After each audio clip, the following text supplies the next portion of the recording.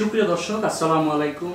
দেশে এবং দেশের বাহিরে এই মুহূর্তে যেখান থেকে আমাদের ইউটিউব চ্যানেলটি দেখছেন, আপনাদের সকলকে প্রীতি ও আন্তরিক শুভেচ্ছা জানিয়ে শুরু করছি আমাদের আজকের প্রতিবেদন।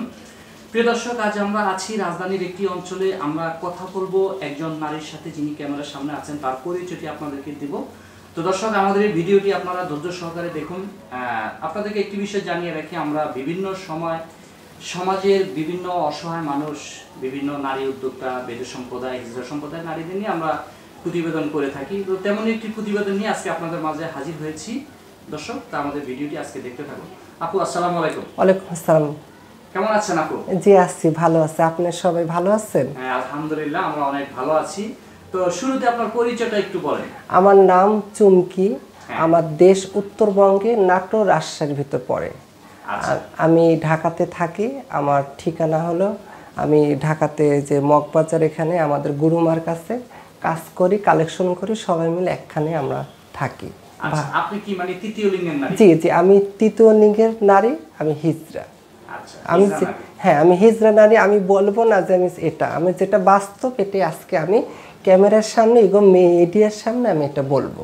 দর্শক, যিনি ক্যামেরার সামনে আছেন তিনি আমাদেরকে অনেক আগ্রহ করে ডেকেছেন যে তার লাইফ স্টোরিটি তিনি আপনাদের মাঝে শেয়ার করতে চান। আমরা আজকে এই তৃতীয় লিঙ্গের নারীর জীবনের গল্পটি আপনাদের মাঝে শেয়ার করব। তিনি কিভাবে বেড়ে উঠেছেন, ছোটবেলায় কিভাবে কেটেছে, তার কোথায় কেটেছে, সেই বিষয়গুলো আজকে আমরা আপনাদের মাঝে তুলে ধরবো।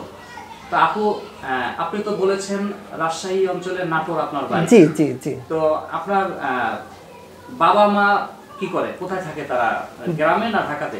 বাবা মা ধরেন কি যে থাকে, আমাদের সবগুলা থাকে। আমার ধরেন একটা বড় ভাই আছে, সে থাকে দেশে। তারপরে আমার আম্মা আছে। আমার বাবা ধরেন বলতেও নাই, এখন আছে। এটা বলতে গেলে অনেক পারিবারিক অনেক কথাই। আচ্ছা, ফ্যামিলিতে কে কে আছে? আপনি খালি আমার ফ্যামিলিতে আমার আম্মা আছে, আমার বাবা আছে, আমার হলো একটা বড় ভাই আছে, বড় ভাই বিয়ে শাদী করছে, ইত্যাদি। এই সবাই মিলে আছে একখানে। আচ্ছা, আপনারা তাহলে ভাই বোন দুইজন? জি জি। আপনি ছোট? জি জি। আচ্ছা, তা আমরা সেই আপনি ছোট এবং আপনার ছোটবেলার গল্পটা আমরা শুনতে চাই। আপনি কিভাবে বেড়ে উঠেছেন? আচ্ছা ঠিক আছে, আমি এটাই বলবো। যখন আমার বয়স ছিল যখন 12 বছর, সেখন আমি আমাদের বাসার ওখানে স্কুল ছিল, প্রাইমারি স্কুল, মানে সরকারি স্কুল। সেখানে আমি যাওয়া আসা করতাম, পড়তাম।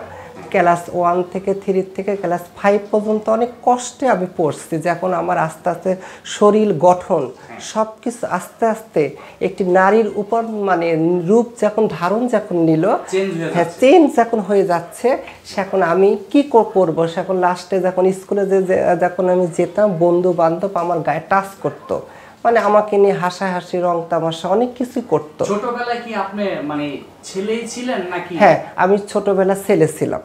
আচ্ছা, এটা হলো আপনার বয়স বাড়ার সাথে সাথে আপনার দৈনিক গঠনও চেঞ্জ হয়ে যাচ্ছে। দৈনিক গঠন আস্তে আস্তে চেঞ্জ হয়ে যাচ্ছে।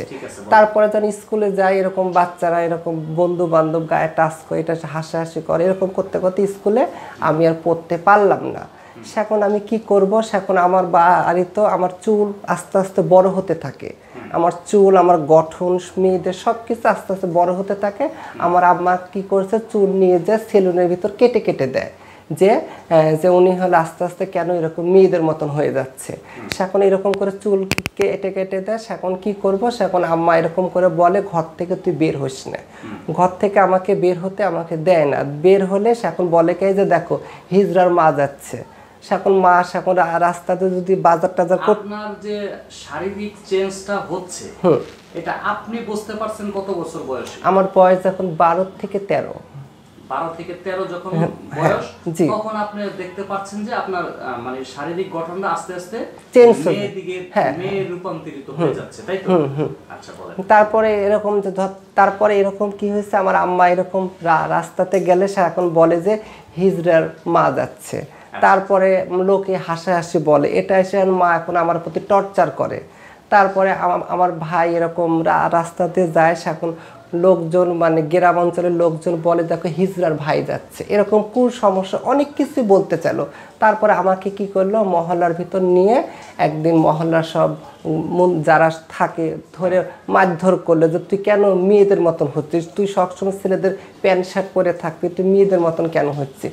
তো এরকম অনেক অত্যাচার করলো। অত্যাচার করার পর এখন আমি চিন্তা করলাম যে আমি কি করব।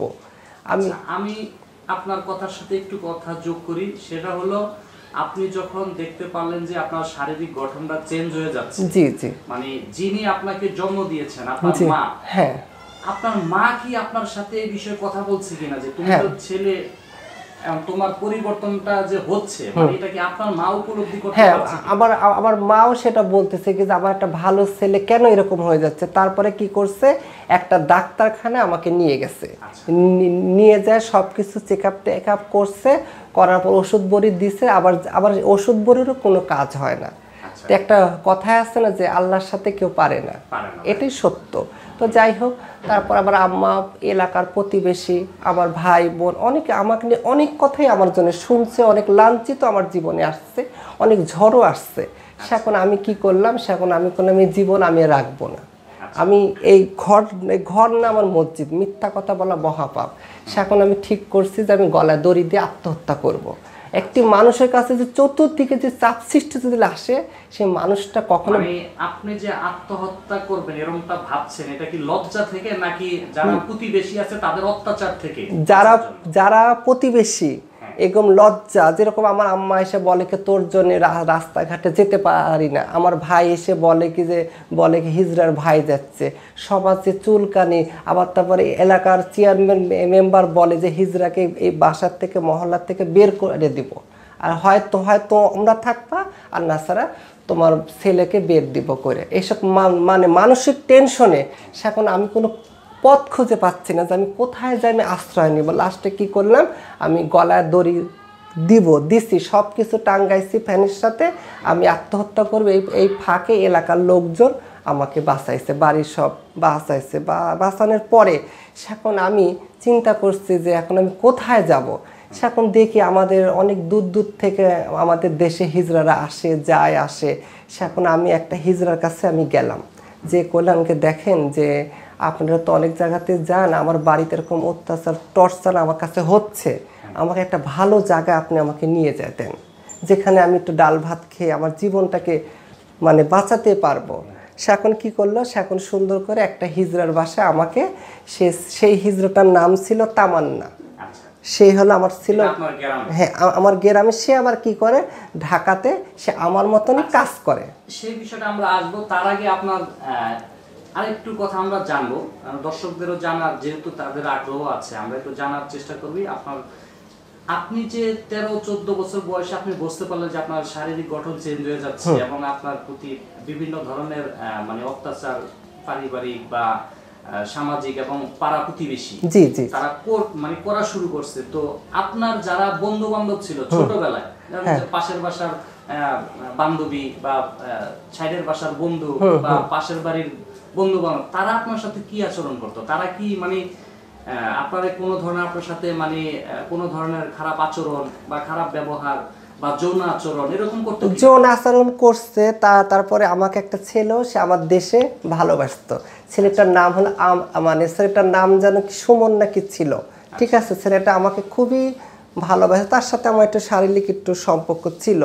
আর এলাকার মানে গেলে বন্ধু বান্ধব অনেক হাসাহাসি টিক্কারি মারতো, হিজড়া হয়েছে বা তারপরে রাস্তা দিয়ে গেলে পরে শীষ দিত, পোলাপান যেটা বলে ইত্যাদি ইত্যাদি অনেক কথাই বলে, ঠিক আছে। আপনি মানে এই যে আপনার সাথে একটা দুর্ব্যবহার করতো পাড়া প্রতিবেশী, তার মধ্যে আপনি আবার যখন আপনার দৈহিক গঠন চেঞ্জ হচ্ছে, এরপর আপনি আবার যখন আপনি এক বন্ধুর সাথে মানে রিলেশনে জড়াচ্ছেন, তখন কি আপনার মানে ভিতরে কোনো ধরনের মানে দ্বিধাদ্বন্দ্ব তৈরি হতো কিনা যে আমি? হ্যাঁ হতো যখন আমি যখন একটা ওই ছেলেটা যখন আমাকে যখন ভালো যখন বাসতো, সে এখন হলো বলতো কি যে এই যে হিজড়ার ডার্লিং যাচ্ছে, মানে রাস্তা দিয়ে যায় এমন করে এই যে হিজড়ার বউ যাচ্ছে। এখন ওই ছেলেটা এখন আমাকে বলে দেখ তোর জন্যে আমাকে মানুষে অপমান করে, ক্রিটিসাইজ করে।